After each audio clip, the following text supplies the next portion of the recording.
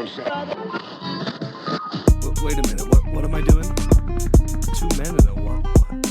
Two friends from film school, one who graduated, one who did, and they decided to make a podcast. Okay, this has never been done before, right? Okay. This is Matthew and Harrison's Two Men in a Movie. It's not what it sounds like. You hear about the Neopets drama? No, I didn't. There was this company, which is a bit of a fraudster, run by a bit of a fraudster, who was making a tabletop Neopets RPG, because that is what the people demand in the year 2026. Yeah. And they posted like some of the drafts of the system. It's just a 5e hack, because everything's a 5e hack these days, and no one makes original games. But it got a lot of heat for not really seeming like Neopets. There's a lot of like murder, because it's 5e hacks, you have to kill things. And there's also like a discussion of Neopet sex. And so the Neopets pulled the license, and now it's this huge whiny kerfuffle on Twitter about how like actually we had a bunch of good stuff, but we just didn't release that yet. You're never going to see the great game we made. Oh, the Neopet license still like exists? When they closed down, I thought that like... I think some crypto people own it at the moment. It's like passed around between like 6 different owners. Okay, fair enough. And they were about to really cash it in. Honestly, I think they should have went full. They should have said more weird, adult, grimdark Neopets. No, absolutely not. I'm not even a big like. I was on it a little. Like I was on it an okay amount as a young kid. But like I haven't thought about Neopets much in the last 15 And imagine years. if you could sit down at a table, right? Mm-hmm. And you're in the cold, damp streets of Neopet City, wherever they live. I want to say it's Neopia. In the cold streets, right? A prostitute trying to earn enough Neo coins to get your daily ration of synthetic omelet. No. Not everything needs a grimdark remake or reboot. Not everything needs to be like dark and adult. I want to play a Neopet prostitute. You can be a gangbanger. We're out there. No, why? Fighting for omelets. That's all I really know about Neopets. Just make a nice fun Neopets game. It probably isn't that hard. But then the thing about it, after that gets super successful, you do Club Penguin. I don't want Grimdark Club Penguin. The seedy underworld of Club Penguin. No, I don't want. That's let some kids IP just be kids IP. Like let it live in the memory of innocence. Like, or you could go out into the forest and kill people as a Neopet. No, and then come back and have sex. Maybe there's an STD chart. Maybe they'll bring back the not Neopets, just tabletop gaming and whole the butthole circumference chart. You know yes, about I know about it. I'm good. I think you could do a lot of that in Neopets. No. I imagine different Neopets would have modifiers. And different. I'm good. Thank you, though. Wouldn't that rock? No. I'm not upset as a person. I'm not upset. I'm an adult. But like I'm not upset like as a person who like deeply loved or loves Neopets. I'm bothered that like someone thought that it needed to be this ultra edgy. Yeah. Who played Neopets and thought to themselves, I want a gritty, dark underworld of like Neopet heroin and prostitutes that require money to buy it. It was more traditional D&D. It just had sex and obviously murder because it's D&D and that's what you do. And you murder people. Yeah, that's stupid. That's so dumb. You don't want to gather around all your friends. You're like, I'm a little red Neopet and I'm a blue Neopet. We're gonna go kill some critters, take their loot. No, I would 100% be on board for like all of my friends were gathering and we're on a harrowing adventure. Like, make it adventure. I don't need like a cyberpunk underbelly. I don't think it's actually cyber. I was adding that. It is just adventure, but with sex and murder. Even so, it's more it was more closer to Game of Thrones than cyberpunk. I think it should have went cyberpunk. I don't. It's better that it's more Game of Thrones because at least then it's sticking to like the general themes of the universe of like the genre being more fantastical. But like, nah, dude, like. I don't need Neosex to like enjoy a Neopets RPG. Also, I'm saying this as someone who probably would never have played it, but like I think you would have gotten hooked. if I had, it would have been It fun. would be your new Like, euchre. not the grimdark You'd be Neopets, but like you'd be sitting in a room with like 5 character sheets and playing like I'm game mastering and I'm playing every character. I'm shadowboxing this game and I'm just having all my characters fuck each other in the grim Neopet past. no, and no. I'm gonna roll to fuck myself. No, I mean that game would rock. There needs to be more. I remember in it. God, it's more than a decade. But I saw a book for like 3.5, and it was like, what if we, an independent company, made a source book for 3.5 Dungeons and Dragons designed to make women at the table uncomfortable. Mm-hmm. It was like the BDSM rape source book, and there was tools for BDSM and rape. There was spells. I'm good. I think there's a spell to make people horny, if I remember. No, thank you. It felt real bad holding it. I'm like, this shouldn't exist. This is not. Why are they selling this? Who was selling this? At a game store that closed down. That was in Ken. Okay. Maybe because of that book. Probably not because of, but that was one of the Because like, reasons. ooh, man. It wasn't Off the Wagon, was it? No. I was like, because that's still open, and that would shock me. I know the manager there, and that would shock me. Yeah, they had this book where it's like, if someone brought it to a table, like, I think any woman in the group could call the police on that person. Sure. And they would get shot. And then their dog would also get shot, which would be a downside. But like the cops would be justified in shooting them because they brought the rape book. Yeah, dude, that's... I can't imagine seriously engaging in sex in a tabletop game, especially with like other players. Yeah, no, I have never been in a tabletop like romance with another character.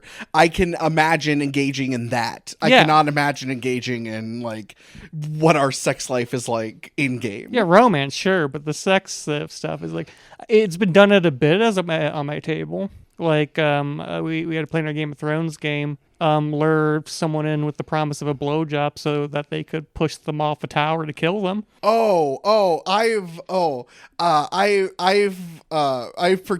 offered to have sex with creatures so that they spare my friends, but like again as bits, like. But as soon as it becomes now, it's time to use the rules for it. You're like, no, ugh. No, it was roll for charisma or like roll for whatever. And then at the end, it's like roll for how well it went. And like that was it. Yeah, no, we had that for like in our Game of Thrones game. I'm currently fucking someone. That's mostly as a joke, so I can say I'm having weird sex with my hot girlfriend because she prefers to be called Tiger Claw in the bedroom because she's a warrior cat. Yeah, for like. That's good.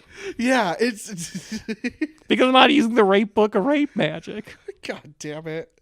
Oh my god, that's insane. What are you going to cast Create Consent? Oh no. Okay, so welcome to the Two Men in a Movie podcast. Where each week one man shows another man a movie he can't believe he hasn't seen. As always, I'm your consensual sex magician host, Matthew Olenchek. I don't need Create Consent because I respect women. Joined as always by my randomly on a D20 how good he is in the bedroom co-host Harrison Poole. How you doing? Pretty good. How are you? Good, I'm doing okay.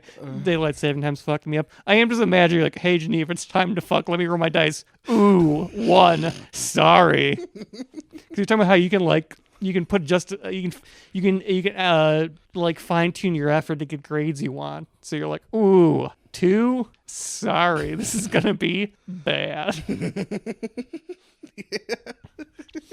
Speaking of, I was thinking about since the movie last week.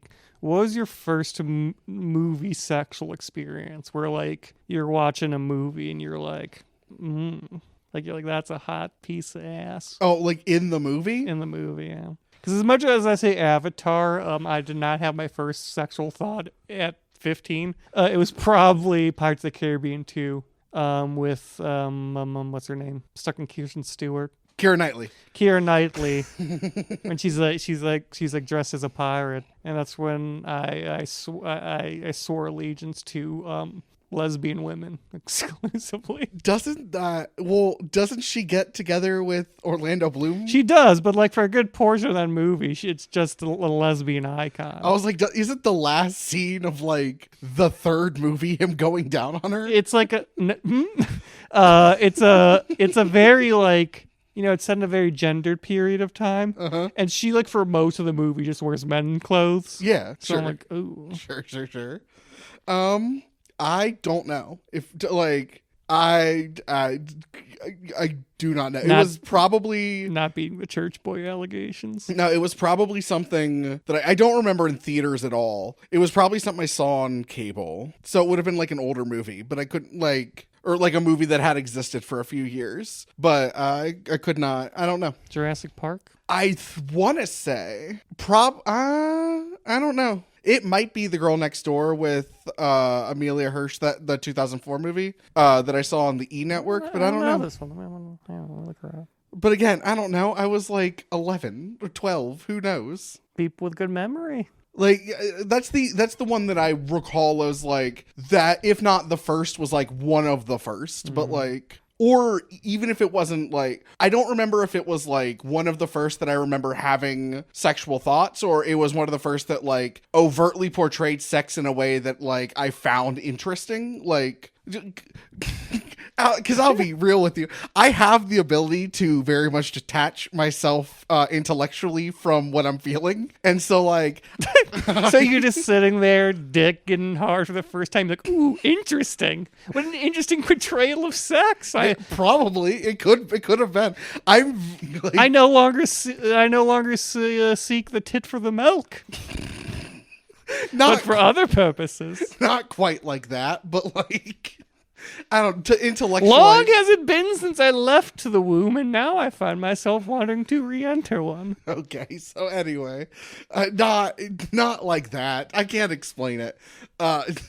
Just, it's actually a thing that in therapy we've talked about, not with sex specifically, but in general, to that, like, I often detach myself and compartmentalize like everything that I'm feeling rather than feeling it. Yeah, that's probably not healthy. So because I know like I can I shove a lot of stuff down, but that's like one specific like section of me. Like I tend to feel most things perhaps too much. I could learn a little putting things to the side in boxes instead of just raw dogging it.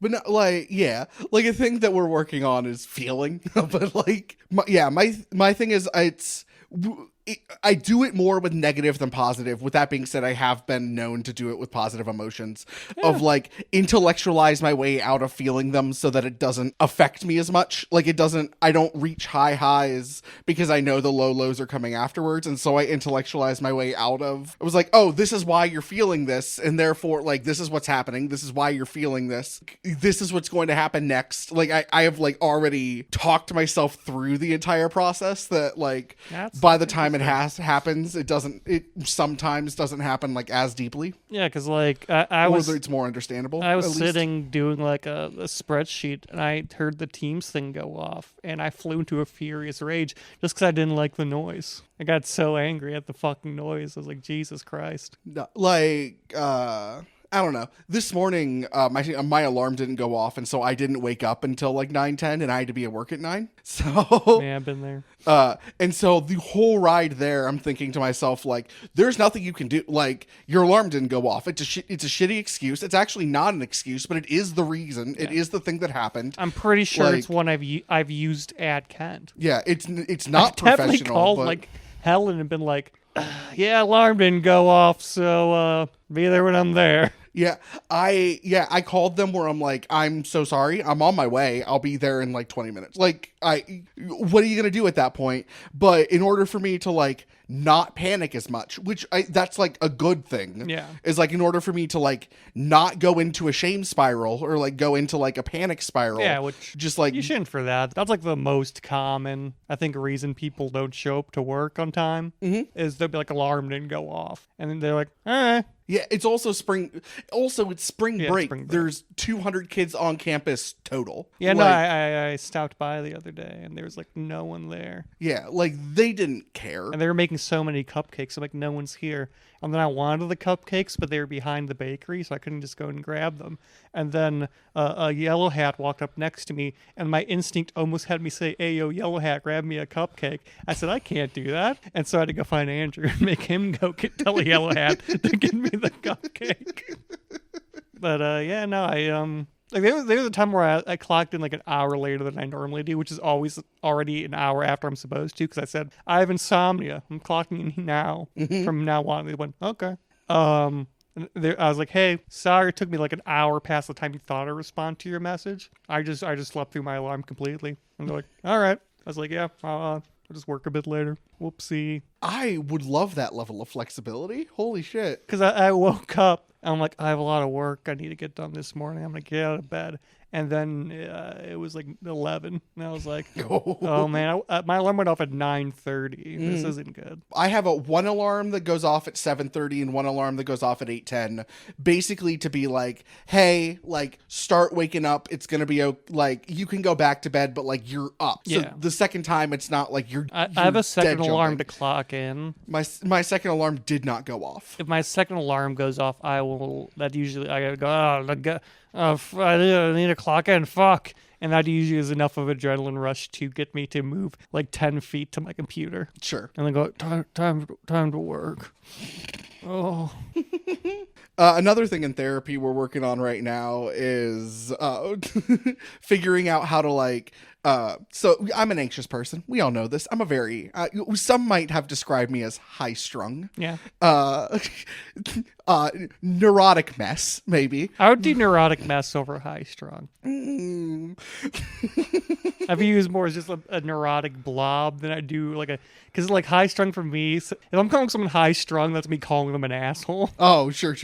Where it's like, you're just neurotic. You're not like, about it. Sure. Yeah. So, a thing that we've been working on the last few weeks is, one, to, figure out what actually is worth stressing about, and that, like, not everything needs to be DEFCON 1.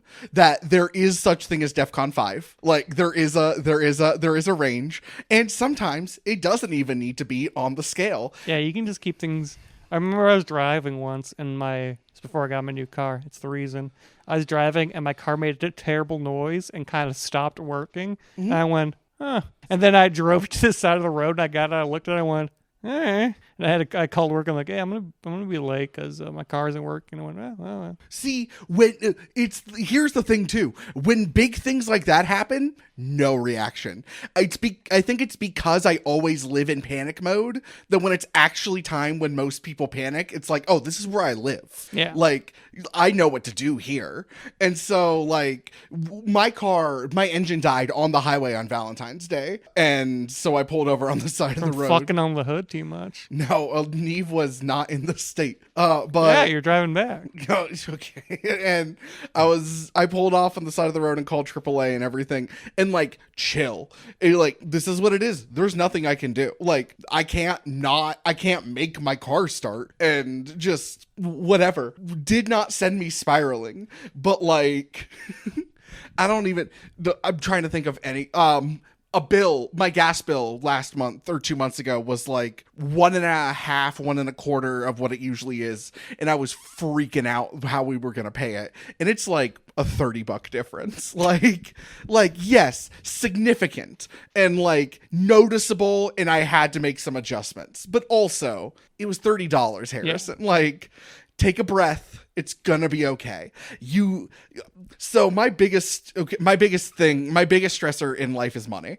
We know this. Yeah. We've talked about this. It's a legitimate problem. Yeah. And I acknowledge. It's the thing that I stress the most about in life.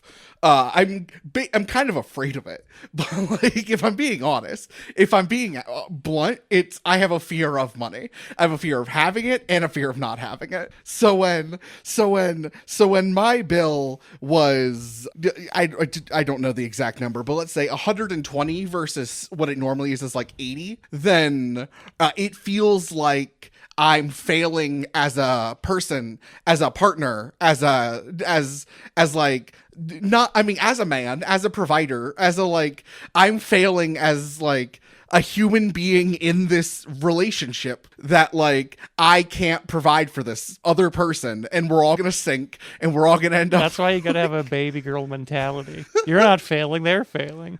And like we're all gonna sink, we're gonna end up on the street, and no, $30 is not gonna end us up on the street. It's fine. Again, I solved it. It is what it is. But like in the moment, I've had in the last 3 months, I've had more panic attacks than in the last like couple years. And I've also started stress vomiting a lot in the last like 3 months. I've gotten better the last like month, but there was like a 2-3 month stress. There, Freudian slip. There was like a 2-3 month stretch where I was stress vomiting like twice a week. And now I have a hiatal hernia. And hey, I have a genetic one. That's why I almost crashed my car that one time into a Rite Aid. yeah, right? yeah, you told me. I hope my therapist nor my mother listens to this episode.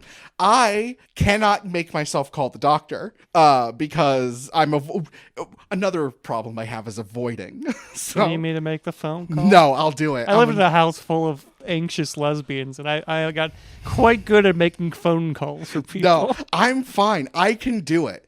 I just don't want to. Like, because then it's already real. Yeah. I mean, you're already standing in your house. You're like, I can't provide. Blah, blah. Your dog's eating it. Also, a wild thing, because I've always viewed Geneva as the provider of your relationship. Well, good. She makes more than me. Yeah, she makes more than you. I feel like if society were to collapse, you'd be like at home, like taking care of things while she's out like wrestling a moose to bring home food. Okay, sure. But like, I could easily see her being like a construction worker. sure. But I will make the call. I haven't yet. It's been like a month. I need to make the call. I will make the call. I'm glad that all my mental illnesses only cause problems for other people. It's insane, dude. And it's like, this is hereditary and genetic. Like, this is like, I am the third generation of men on my dad's side of the family to have hernias.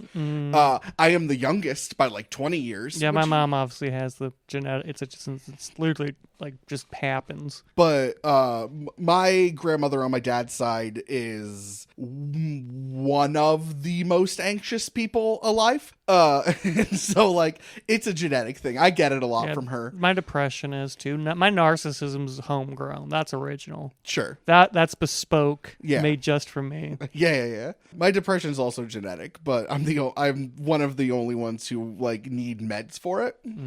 Yeah, I think everyone in my family is like on some sort of med for something at this point because they're all neurotic. I'm maybe the most depressed out of the family currently, but I'm the least neurotic. Everyone in my family is just way more of a neurotic mess than I am. Sure. But yeah, a thing that we are working on for the last few weeks so the metaphor that I use generally in life is it's a lot like you're on a boat and there are I hate okay, but for me, well, actually you would like this metaphor because it's also bad. You're on a boat and I understand. There are always say no more. You're on a boat. I understand. There are always holes and they always need to be plugged. And you keep plugging holes, but you'll never get all of them. But you have to keep plugging the holes. And also, and then once a month, at the beginning of the month, some of the holes that you plugged previously reopen. And so now you have to keep plugging the holes. Not only do you have to keep plugging the holes, you're also building the boat in real time while you're on the water. I used this metaphor for him, and he's like, so how often do you, if we're in this metaphor, how often do you like come up to the deck and look at the ocean or look into the world? I'm like, Not often, because there's always holes. It's also smart of you. If you go up above deck, then you realize you're on a boat, which is a bad thing to realize. Sure.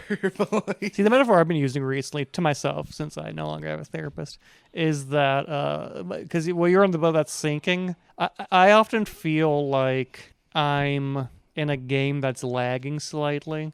I feel like everyone's like 1 second behind me. And I think that's just from being a smart person with ADHD. So like both of them make my brain work fast. And so I feel like I've been thinking about it recently. I feel like that's where like a lot of my bad temperament comes from. sure. Is just frustration. Because like it doesn't happen too much in my day to day because I've surrounded myself with smart people. So like at most, if I see them think it's like that and then it's done, I'm just like, oh, they're just thinking a bit slower than I am. But like once I move outside of my little circles I've created, I'm like angry. Like I think that's why all my anger's coming from at work is the fact that like I've already thought through this entire fucking problem. And I've come to the conclusion that you're going to come to, and now I'm going to sit here and wait for that to happen, and I'm going to watch it happen, and I'm like, I'm going to fucking one of our brains is getting blown out because this is agonizing. It's like, I imagine it's how Sonic feels. Yeah. He's got to go fast, you know? Sure. And sometimes people around him go slow. Now it's got to be rough for that little guy. So I brought the movie this week. Okay, just nod. That's fine.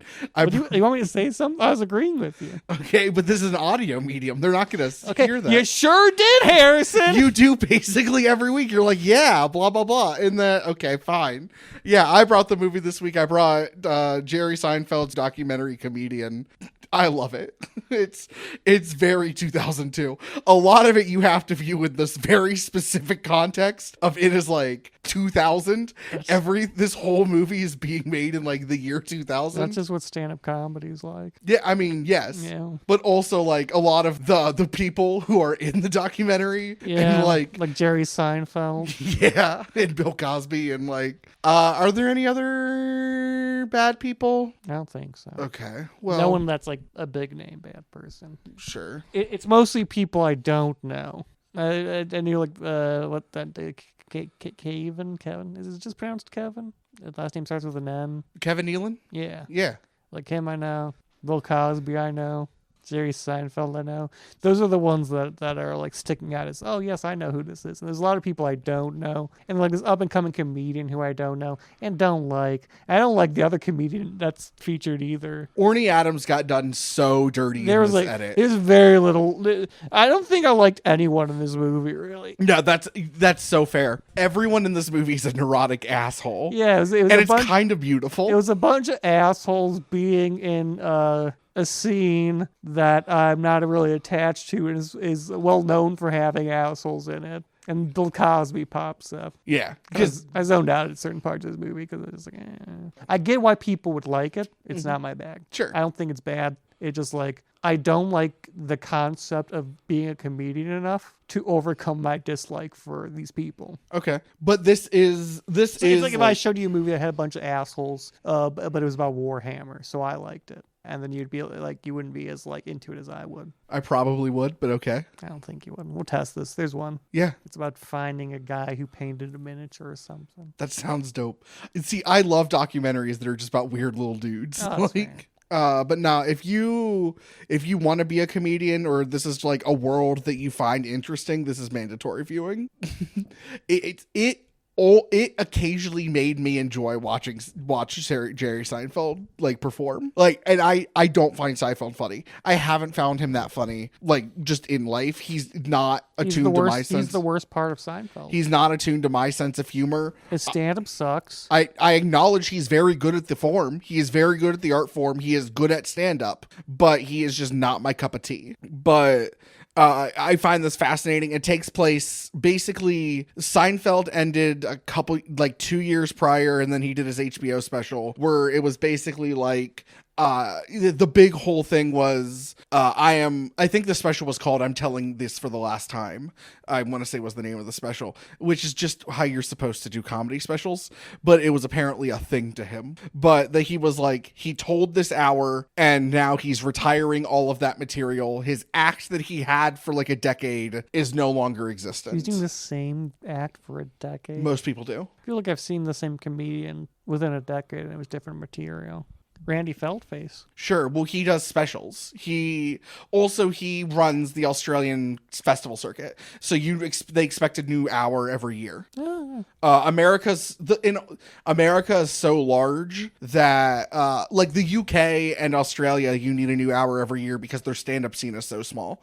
But America is so large and has so many like separate markets that you can basically tour any hour for a decade. And yes, you'll like take stuff, add stuff, but like more or less have like a diamond tight, and then by the end of that you have like the diamond tight hour. That actually is like a thing that used to be, that doesn't really as much exist anymore, was like people's first specials were like they did, usually most people did albums before they did specials, but people's like first specials was like shit they had been working on for a decade, which is why when you watch a lot of comedians like of specific eras first specials, it's their best special because they'd been working on it and like touring it for 5+ years at any given point. Like I think when I saw John Mulaney live, he was also doing something unique, but I think that's because he's on drugs and just going to different universities. I'm not sure he wrote any jokes for any of that. Well, he was working on a new hour. He just released his hour. He probably had half an hour to 45 minutes. I'm not sure we saw any content. We did. Didn't we? Yes. Which one? The only joke from that hour was the like all of the friends are named John. Yeah. I believe that was in the hour we saw. Because most of it was rambling about Kent State. Yeah. Which is not a thing that a lot of... Or talking to a dog. Which, unless you're that, like, big of a comedian, that is not a thing you do at college gigs. Unless you're a nationally known comedian who's a funny guy and also getting ready to re-enter rehab. Sure. Looking back, after he went back to rehab, I'm like, that makes sense. Yeah. It was a great show. But you don't focus on Lester left unless you went to Kent State or you're on drugs.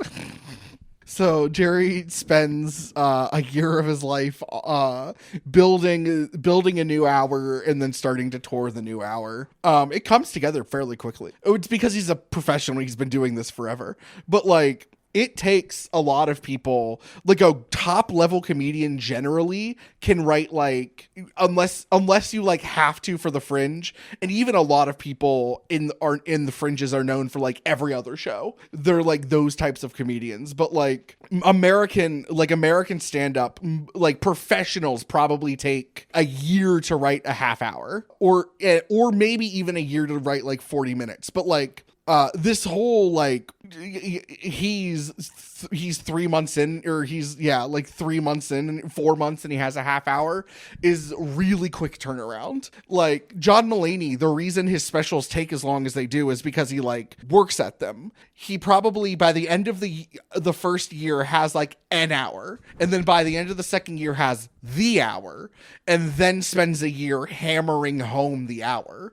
And that's why like his specials come out every 3 to 4 years. Yeah, I just kind of assumed you guys did it backstage before the show. A lot of people do. No, that's a common thing, is that we're making it up as we go along, and we're not. This is a thing we wrote. This is a thing we tried in front of other audiences, so we know it's gonna work. Because I was just assuming like on John Mulaney's special, those jokes are brand new and he came up with them backstage. Some people do believe that, and that's why you can go up to a stand-up comedian and say, "Hey, say something funny," and they can just do it. Sometimes they can. That's why they love it. No, they absolutely. They love being asked, "Oh, tell me a joke." No, they hate it. We hate it. It's horrific. Please never. You can just make it up on the spot, though. That's how you do all your stuff. So Jerry Seinfeld spends a year of his life traveling and building an hour. And it also follows Orny Adams, who's at the time, up-and-coming comedian, who's now, like, a pretty established person. More he's like Horny Adams. Sure. He's a pretty established, like, club guy now. He's been, like, doing this for a while. He actually has a special coming out this year. But it's Orny at the very beginning of like the beginning of his career. He'd been doing it for like 8 years at this point, so he'd been doing it full time. But it was like him getting Just for Laughs for the first time, and now he's on New Faces, and him getting his first agent, and him like doing Letterman for the first, like, it's the first moments in his career versus Seinfeld, who is basically going through the same thing much later in his career. Yeah, he made Seinfeld at that point. Yeah, but the fact that it's the same, like the building the hour is the same. And at the end of the day, like, Orny is, and I've never met Orny Adams. He may actually be an egotistical asshole. When I look at the end of the day, you know, whether you're just starting out or you've made one of the most popular sitcoms of all time, you know, it's all the same. You're both fucking assholes. No, but like the process is the same. But like this movie does Orny Adams dirty. I think. Are we sure? I don't know. I've never met him, but I want to believe, having made like documentary stuff and like having combed through footage, they picked the footage obviously that was going to get the most visceral reaction for an audience. And I think that when you're young and you don't have that success and you're very hungry, and in the cabs he was drunk, you can tell by his eyes, they were glazed. Like he's a comedian. A lot of what he was telling himself was him telling himself he was great because he had to believe it, because nothing was happening for him. He also could have been an asshole. I don't know. But watching the documentary multiple times, and the last few times I've seen it, I've just thought they knew how an audience who doesn't know how stand-up would react, and they knew that like he's not Seinfeld, so he can't get away with being an asshole. He's not Colin Quinn. He's not Chris Rock. He will come across as arrogant because he hasn't accomplished much. When in reality, or the perceived reality giving him the benefit of the doubt, he is probably like he's a caged animal, very scared, and he has to remind himself that he's good at this, and he's saying it all the time. It's also, this movie commits, I love this movie, I think it's damn near perfect. This movie commits the unforgivable sin of making Barry Katz, the agent, the rational person in the room for one scene, where he's like, you're good at this, you're a good comedian, you're getting in your own way right now. Why don't you like him? For several reasons. One, he's Louis C.K.'s manager, and knowingly covered up a bunch of shit. Oh, that's not good. Yeah, it is. Yeah, the movie's actually really simple. I think the movie's done fine. It has like not a run and gun, but like a very simple visual style. I think it's very like, utilitarian, I guess would be the term if I had brutalist. Sure. It's very like, this is the shot because this is the shot. It's not very like stylistic. It looks cheaper than I think it probably was, but it also, like, I love the way it looks. There's something about the fact that it's VHS quality, and like, yes, that's just because that's the cameras that were available on a independent level at that time, that they couldn't rent giant movie cameras to film this. But like, I think the like VHS-y really cheap quality does add a tangibility, like it makes it feel more real, like in a way that, like, I mean, in the least pretentious way possible, like in a way that vinyl, you can like see the grooves, and I feel like VHS, you see the film in a way that like it feels more tangible than a lot of, like, if this movie were to be made today, it would be too clean. Or maybe not even too clean, but you would have to like work around that. Yeah. You would have to be like, the very nature of the fact that like consumer cameras have gotten so good means that there's the fact that the image looks better, there is an inherent artificiality because you can see the background. Got to put a little bit of piss on the camera. But you would have to like work around that somehow, but that this movie just doesn't have that. Hang on, I gotta go get my dirty lens. I also own the VHS of this movie. I found it at Goodwill for like $1. I don't know. I think it's really well done. I think it says everything it needs to say very, very simply. This whole movie is very, like, in a way that like Seinfeld is very methodical. This movie feels very like methodically paced. Yeah.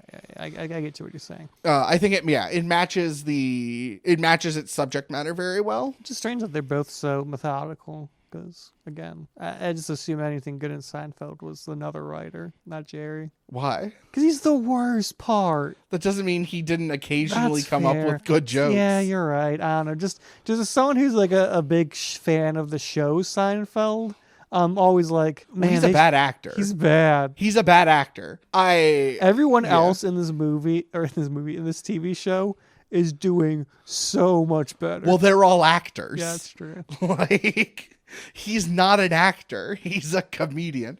It's Newman killing it. Kramer maybe doesn't always say the best thing off camera, killing it. Is it Marie Louise Elizabeth? It's Elaine, but I'm trying to think. No, I Actor. know. I'm trying to think of the actor's name. Julie Louis-Dreyfus. Yeah. Yes. Right before Google hit. I remembered before. Hell yeah. Incredible actor. Maybe the hottest woman on television in the 90s. Yeah. Continues to be incredibly I was fucking gonna hot. say, maybe the hottest woman on television today. Yeah, it's harder now because there are so like everyone who was hot. Like, this hasn't been true for all of like media history, but like every single woman who was like on television then is like a fucking 10 out of 10 MILF now. I don't know what changed in our society, and like I guess maybe just the advance of health sciences and food, but like every time I see like an actress in her 50s now, it's like, holy fuck. Any of them can step on me. Any of them could ruin me. It's a combination of they're all rich, they have access to like proper health maintenance, and they have access to like good Botox. I'm not saying everyone, but I am saying like some of them for sure. But yeah, I'm on your side. Holly Hunter, I have gone on record. Which one is she? I know the name. She's the wife in Raising Arizona. She's also Mrs. Incredible, but she's the wife in Raising Arizona. I have gone on record that she is maybe one of the 10 most beautiful women in the world. And what's her name? Catherine Zeta-Jones? I mean, yeah. But no, she was in. She's Agatha in Marvel. She's going to be live action. Han. Jesus Christ. The jawline on that woman. Yeah, I got you. I saw someone else. I should have sent her to you so I could remember by looking it up. But I was like, holy fuck, the jaw of that woman. But anyway, that was a tangent. You know, this movie could have used a few more MILFs. Sadly, Jerry Seinfeld was making it. Bill Cosby was in it. I guess Bill Cosby didn't he mostly raped adult women. Good on him. Yeah, Jerry dated a teenager. Yeah, you know. Well, at this point, he wasn't. He was married to an adult woman. Say what you will about Bill Cosby. At least they were adults, and that means he's out bottom of the barrel to today's society, which is really sad. But no, when I say this is mandatory viewing for anyone who wants to be a comedian, is the advice and that these people, that everyone in this movie, like, that he interviews are all like, they've been doing it for a decade plus. They're all like professionals at the top of their game, and so the advice that they give. No, remember, women gonna have to use the restroom eventually. That's when you get their drinks. That wasn't horrible. Hell yeah. If If I didn't know you were doing Cosby, I would have guessed you were doing Cosby. Hell yeah. That's all that matters. In my opinion, to be a good impression, you just have to be able to say something they would never say in that voice. And I'm not saying this applies for me, but just in general, like if someone says something and I'm like, are you doing blank? Like if someone was just sitting around being like, nothing I like more than a barrel full of apples, and you're like, why is Bill Cosby saying that? That's a good impression. I don't care. It's my Subway hot take. People know what you're doing. It's a good impression. Okay. Anyway, if this movie has any one fault, and I don't think this is actually a fault, but this movie is very New York comedian centric, which makes sense. All of the comedians in this movie live in New York, but it doesn't really give you like it shows you like what the clubs around the country are like, but it doesn't like give you an idea of like what any given scene is like. that like I kind of wished when Orny went to LA for his meetings and whatnot, they like filmed him at a couple open mics and like showed the difference, especially even at like that lower level, like the difference between the two scenes. It's at that point in time. But no, I like how I like how this movie shows how Jerry Seinfeld contradicts himself all the time. But that's also like a human thing, but it's the thing comedians do all the time, where Jerry's like, never blame the audience, I just sucked. And then like 5 minutes later is like, they suck. I'm on stage. Shut up. And it's like, how big do I need to be? Like, what's the deal with you not listening to my jokes? I actually, yes. One of the reasons I think Orny Adams got done so dirty is that Seinfeld is actually just as egotistical. He's just successful. Yeah. I think if you actually like break down the things that are saying, they sound more rational coming out of Seinfeld's mouth because he's like achieved a level of success, while they sound more delusional and arrogant coming out of Orny's mouth because he hasn't gotten those peaks yet. I actually think the thing that they're saying is very similar, which I think like is on purpose. That like I'm not sure Adams is morally an asshole either. I don't know his political leanings. Yeah, I don't know, man. I know he's not out there being like, what's the deal with living Palestinians? Shouldn't they be dead? I'm Jerry Seinfeld. Yeah, dude, him and Adam Sandler fucking so weird. I don't know. We haven't really talked about this movie. Watch it. It's 81 minutes long. You've talked about comedy, which is what this movie's about. Yeah. If at any point you've thought to yourself, I am either interested in being a comedian or I am interested in knowing like what goes on in the job of being a comedian. Even if you're dating a comedian, this movie might help you deal with the great struggle that is. Sure. And I recommend it. It's great. It's possibly the best documentary on stand-up ever made. And there's a lot of documentaries on stand-up and most of them are not good. This is one of the like really good ones. Yeah. Do you have anything else before we do socials? No. All right, cool. Socials. If you want to email us pictures of hot milfs, we'll play ookie cookie with them. You can send them at twomenmoviepodcast@gmail.com. Especially get some strong jaws in there. I'm not sure it's about the MILFs. Like, MILFs of the past are a bit smaller, but all our MILFs currently are, like, strong. You know, that rocks. If you want to... Is that twomenmoviepodcast@gmail.com? Yeah, I said that. Okay, I didn't hear you. I'm sorry. I will post these pictures on our Instagram. One post. I'm not going to, like, post every single one individually. It'll be one big post. It'll be our MILF appreciation post. We love you, MILFs.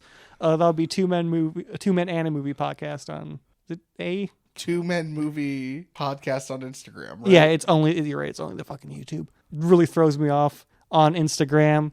And I'll make like one of those edits, you know, the aura edits where it's like doodle doodle doodle. Yeah. You know, that's all all those songs are made by a Polish man. It's like one Polish artist who just made a bunch. He makes music like that, and that's where like all of that music's coming from. Yeah. I'm gonna make an edit of the Hot MILFs, an aura edit. Also, if you want to send Matthew X. Elaine fan fiction. Yeah, always. Oh, jeez, I wish. But yeah, I'll post an edit on Two Men and a Movie podcast. God, man, nothing. I feel like if I just laid my head on her lap, like that would fix me, and then if she ruined me, that would ascend me. You can store in the description Marvin the Wooby Walrus, Marvin the Wooby Walrus, Marvin the Wooby Walrus, give him Marvin the Movie Walrus gives this two fins up. Anyway. Marvin, you gotta stop looking at this woman's drink. You can find me on Instagram and Threads at harrisonpoole.com. That's HARRISONPOOLEDOT. Pretty proud of us that the breakdown's only happening at the end of the show today. harrisonpoole.com. You can find me on Substack at Harrison Poole's Routine Maintenance. if you're a comedy booker or own a business and you wanna book me for something, please do. I'm trying to make this my full-time job. That's harrisonpoolcomedy at gmail.com. I'll give him my recommendation. I think that's it. Letterboxed at HDPOOLE124. I gave this movie 5 stars. I love this movie. I've seen it like a dozen times. I love it a lot. Anyway, thank you so much for listening. Thank you to Tristan Hostetter for our theme music. Tune in next week where we watch Underworld Evolution. I'm so excited. So long and good night. Hugs and kisses. This is Matthew and Harrison's Two Men in a Movie. It's not what it sounds like.